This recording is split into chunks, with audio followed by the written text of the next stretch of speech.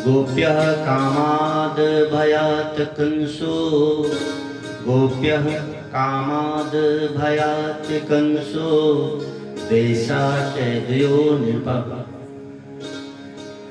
गोपियों ने काम के बस गोविंद की भजन की, कंस ने द्वेष बस किया और शिशुपाल वो तो बिना गाली दिए रह ही नहीं पाता। लेकिन मजे की बात यह है, सुखदेव जी कहते हैं परीक्षित से कि देखो परीक्षित, कोई अपने मन से विष पी ले तो भी मरे, किसी को कोई जबरन विष पिला दिया तो भी मरे, अब कोई भूल से विष पी ले तो भी मरे। यही बात अमृत पे भी लागू होती है।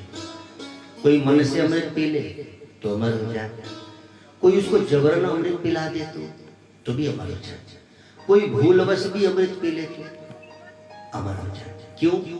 अमृत और विष के अपने अपने गुण हैं, वो काम करते हैं। ऐसे ही भगवान कृष्ण का भी एक गुण है, क्या? कृष्ण निर्विकार है। तो काम भाव से गोपियों ने गोविंद का चिंतन किया तो उनका काम भी निर्विकार हो गया, काम भी राम में बदल गए। कंस ने द्वेष भाव से चिंतन किया तो द्वेष भाव से चिंतन किया, जबरन या मूर्खतावश भी कोई अमृत पिए तो अमर हो जाएगा, चिंतन तो किया भगवान का। शिशुपाल कोई साधारण व्यक्ति नहीं है, जय विजय की बात है, भगवान का पार्षद था। आप जिस विधि से ईश्वर का चिंतन करें, इसीलिए इसी बात को गोस्वामी कहते हैं, भाव को भाव अनखाल समूह नाम जपत मंगल दस। चाहे जिस विधि से हम और आप भगवत चिंतन कर ले। अब सबसे आसान चिंतन करने का तरीका क्या है? तो बोले सत्संग। भगवान की याद करने का सबसे आसान तरीका सत्संग है। सत्संग के माध्यम से ईश्वर का सुमिरन सहज हो जाता है, आपको करना नहीं पड़ता, वक्ता बोल रहा है और आपका ध्यान वहां पहुंच गया। सत्संग मानो हमारे जीवन का अमृत है। सुखदेव जी कथा सुना रहे थे। अच्छा देखें, कई बार कथा सुनते सुनते ना अपनी भी बुद्धि विशेष काम करने लगती है। प्रश्न जिज्ञासा बस करें, और प्रश्न कैसा होना चाहिए? तो बोले उमा प्रश्न से सहज सुहाए, श्रुति पुराण सम्मत मुह भाए। कथा में ऐसे प्रश्न हो जो कि श्रुतियों में पुराणों में वर्णन हो और श्रोताओं का लाभ हो उससे। तो रावण के माँ के भाई के बहन के बेटी के बाप का क्या नाम था? अब जाओ भैया तुझे कार्ड भेजना होगा। अब रावण की बहन के भाई की बेटी के बाप का नाम से क्या लेना है? यहाँ प्रश्न किया है गुरु सुखदेव जी से परीक्षित, बड़ा सुंदर है।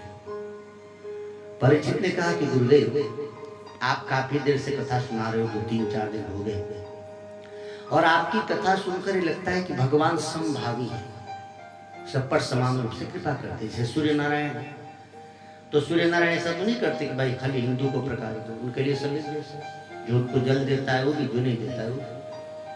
लेकिन गुरुदेव आपकी कथा से मुझे एक बात अजीब लगी है।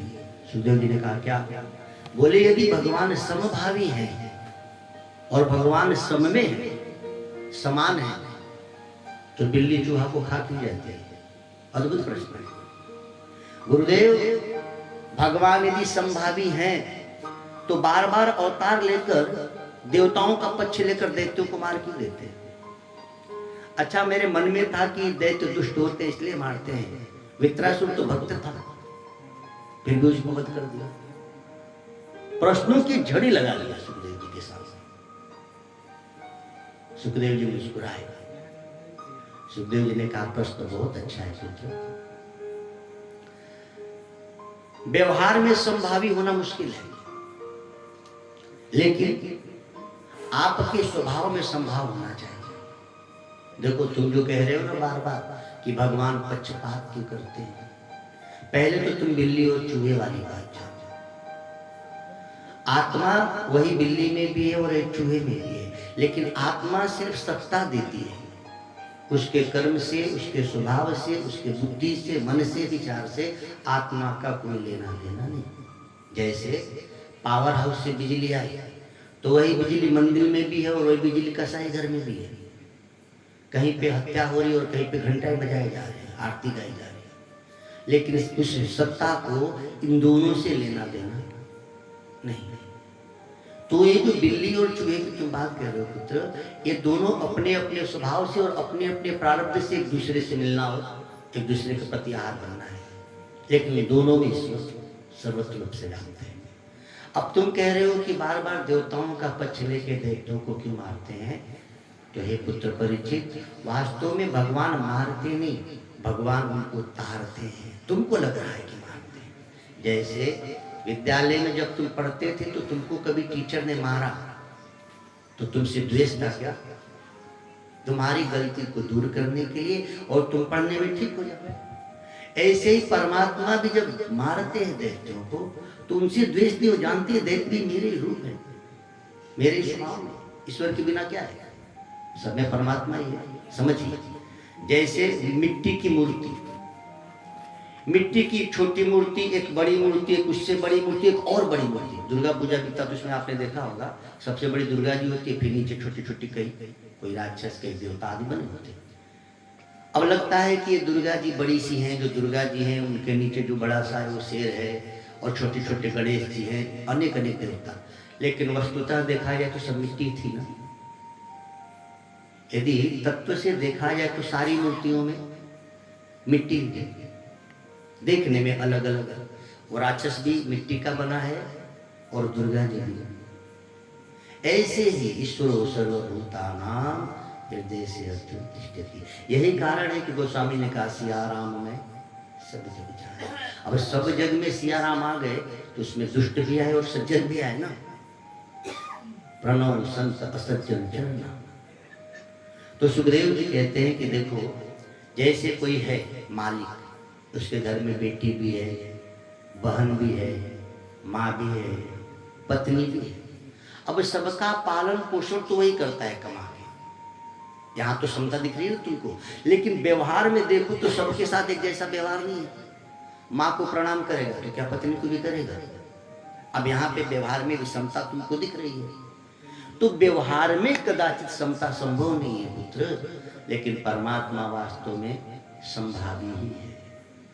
बड़ा सुंदर तरीके से गुरु सुखदेव जी समझाने का प्रयास कर रहे हैं और राजा परीक्षित समझने का प्रयास कर रहे हैं। अच्छा, समझाना भी इसलिए जरूरी है कि यदि न समझ पाते तो आगे जो कृष्ण जन्म अथवा कृष्ण लीला है वो समझ नहीं आती। बहुत जरूरी है कि आपके हमारे जीवन में गोविंद भगवान श्री राम, भगवान शिव के जो चरित्र हैं, चरित्र सुनते क्यों हैं, पढ़ते क्यों हैं? इसलिए कि हमारा चरित्र अच्छा हो जाए। जो लोग देश के लिए शहीद हो गए उनकी कथा हमको क्यों पढ़ाई जाती है? ताकि आने वाली हमारी पीढ़ी भी राष्ट्र के लिए समर्पित हो। कभी ऐसी बात आन पड़े तो हमारे नौजवान इस कथा को पढ़े रहेंगे तो भी लड़ पड़ेंगे देश की। इसलिए तो पढ़ाया जाता। तो जैसा जा कोई खतरा तो नहीं दिख रहा, लेकिन इतिहास पढ़ाया क्यों जा रहा है कि कभी यदि भविष्य में ऐसा कुछ हुआ तो बच्चे समर्पित रहेंगे। ऐसे ही चरित्र सुनना, पढ़ना, सुनाना इसीलिए है कि हमारे सुंदर चरित्र का निर्माण हो। जो बच्चों को भगवत चरित्र नहीं सुनाया जाता, नहीं पढ़ाया जाता, उन्हीं बच्चों के चरित्र भी बिगड़ रहे हैं। दुर्भाग्य देखिए देश का। हमारे बच्चों को खूब हम पढ़ा रहे हैं, बड़ी हाई क्लास की पढ़ाई कर रहे हैं, बढ़िया बढ़िया स्कूलों में, लेकिन दुर्भाग्य क्या है, हम उनको भगवत चरित्र नहीं सुनाते, भगवत चरित्र नहीं पढ़ाते, इसलिए उनके सुंदर चरित्र का निर्माण नहीं हो रहा है। इसीलिए बहुत जरूरी है कि हम चरित्र का निर्माण करें। सुखदेव जी ने कहा, पुत्र एक बात बताओ, एक चोर घर से चोरी करने निकला, रास्ते में उसे ठोकर लगी, गड्ढा देख न पाया और गड्ढे में गिरा, उसकी टांग टूट गई। अब तुम बताओ, भगवान उस पर कृपा कर रहे हैं कि अकृपा कर रहे हैं? ये उसकी कृपा है कि अकृपा है? तो परीक्षित सोचने लगी कि अब क्या उत्तर दे। चोर चोरी करने घर से चला है और उसको ठोकर लगी, गड्ढे में गिर गया, पैर टूट गए, ये भगवान की कृपा है कि अकृपा है? परीक्षित मौन थे। सुखदेव जी ने कहा, पुत्र बाहर तो लगता है कि उसकी टांग टूट गई, लेकिन सोचो ये भी कृपा है, चोरी करने के पाप से बच गया ना। तो दिख तो रहा है कि गलत हो गया, देखने में लगता है टांग टूट गई, इसका चलेगा कैसे, लेकिन यह सोचो कि अब टांग टूट गई, काफी दिनों तक घर रहेगा तो पता ना कितनी चोरी करने से बच गया। एक कृपा है कि अकृपा है। तो हे परीक्षित, तुमको जो लग रहा है ना कि भगवान देवताओं को मारते हैं, देवताओं का पक्ष लेते हैं पुत्र, तो ऐसा नहीं है, ये उसकी कृपा है। आपको हम इसलिए निवेदन कर रहे हैं इस कथा को कि कई बार हम लोग भी कथा सुनते हैं, तो क्योंकि सभी लोग आजकल विद्युत जन है, सोचने की क्षमता तो सबके पास है। तो कई बार, एक बार हम राजस्थान में थे, जयपुर में, तो एक बच्चे ने हमसे प्रश्न ऐसे किया था। तो भाई स्वाभाविक है, ओम नमो भगवते वासुदेव। पैर में तकलीफ बा आपके? कहाँ चढ़ा गया था बाबा? यही जस करेंगे। इसको ठीक करो, यहाँ गड्ढा वड्ढा है भाई, लोग दिक्कत नहीं है। मेथी खाया करें, मेथी। भाजी ना। हाँ।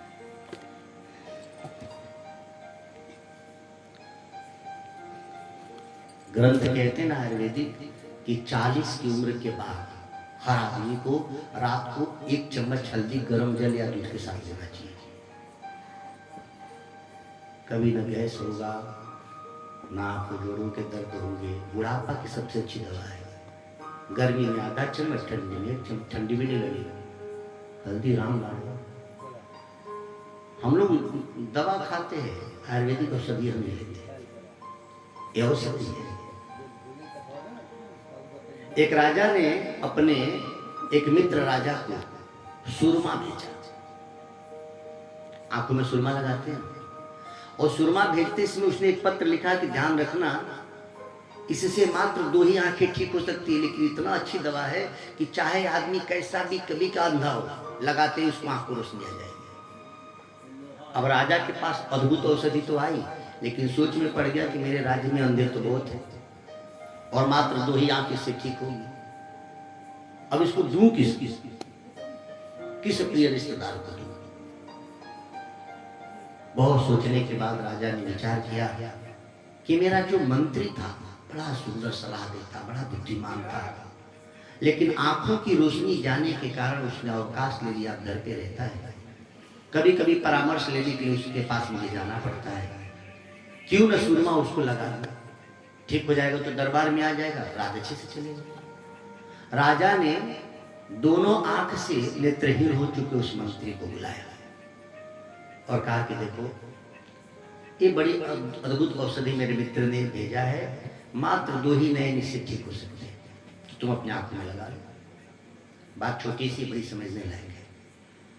उस मंत्री ने अपने आंख में लगाया, तो जैसे एक आंख में लगाया तो उसको दिखने लगा, खुश हो गया। राजा भी खुश, तो दूसरे आंख में भी लगा लो, तुम ठीक हो जाओगे। लेकिन मंत्री बड़ा बुद्धिमान, वो दूसरे आंख में न लगा कि बाकी जो सुरमा बचा तो उसे अपने मुख में डाल दिया, जीभ पे रखा।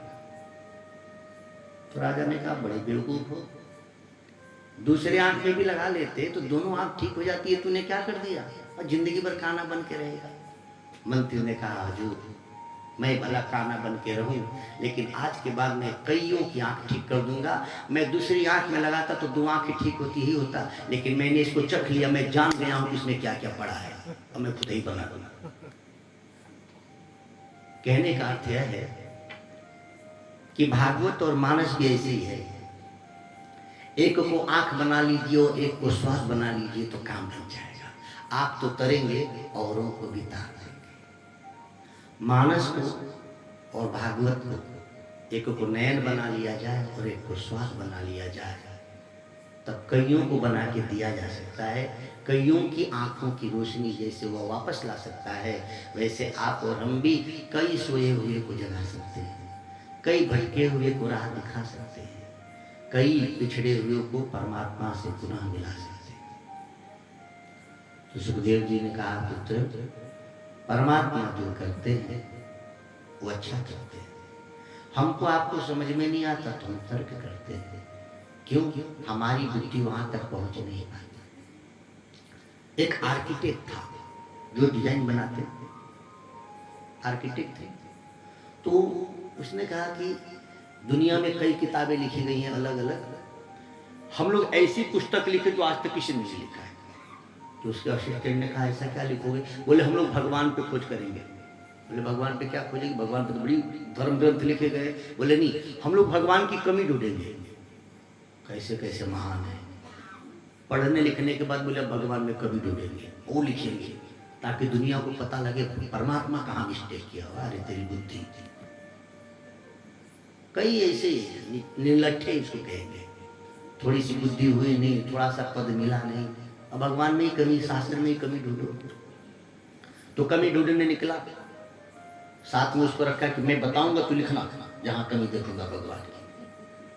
अच्छा चले हैं कमी ढूंढने ठाकुर जी की। तो एक मड़ाया पे देखे इतना बड़ा कोहड़ा पड़ा था। बोले लिख, भगवान की गलती है। बोले क्या? बोले इतनी पतली पतली, इतनी छोटी छोटी लगती है कोहड़ा, इतना बड़ा बड़ा। कैसा भगवान? बुद्धि आनी चाहिए भगवान। एक कमी है, भगवान को डिजाइन बनाने नहीं आता। इतनी तो बुद्धि हम लोगों से सीखना चाहिए। कौन सी गाड़ी में कौन सा इंजन फिट करना है।